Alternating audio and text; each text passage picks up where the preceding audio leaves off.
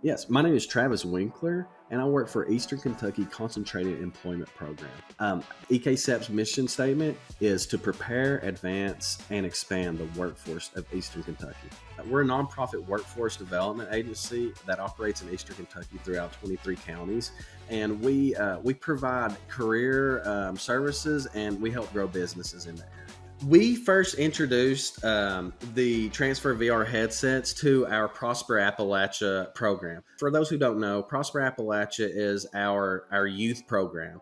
So, and the goal of Prosper Appalachia is to take high school seniors and to make them career ready. The most rewarding results have been watching these students move from curiosity to confidence. We had seniors that tried the CNA and also a lot of the lineman simulations. They developed a much clearer sense of what the day-to-day work involves in those careers. And then that helped them make informed decisions. So several of those students not only committed to these career pathways, but they also secured jobs right out of high school.